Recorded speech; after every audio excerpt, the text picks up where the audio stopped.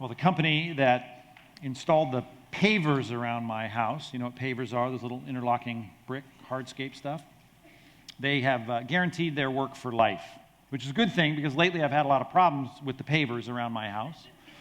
So it's okay because they were going to, of course, they promised to come out and fix it all for free. So this week on my off day, I uncovered the paperwork and I gave them a call. Correction, I tried to give them a call. Because when I called them, I realized within, a matter of time that they no longer exist.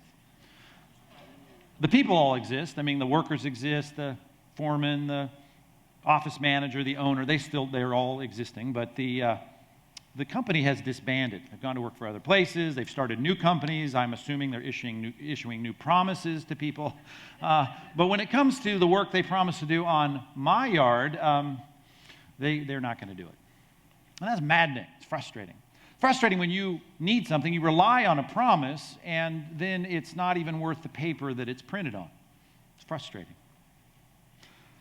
As we come to the end of Luke chapter 14, in the last two verses of this chapter, Jesus talks about this frustration. It's a frustration not about us, not the frustration that we have, I should say, when people break their promises toward us.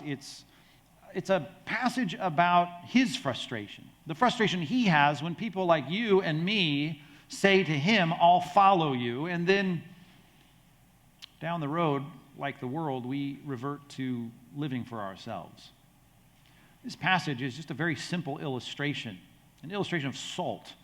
And that illustration in Luke chapter 14, verses 34 and 35 is supposed to wake us up to what's at stake when we say to Christ, "I'll follow you," and then something gets in the way. It is a wake-up call. We need to understand what's at stake when we say we'll follow him and then we don't. We need to recognize what causes that.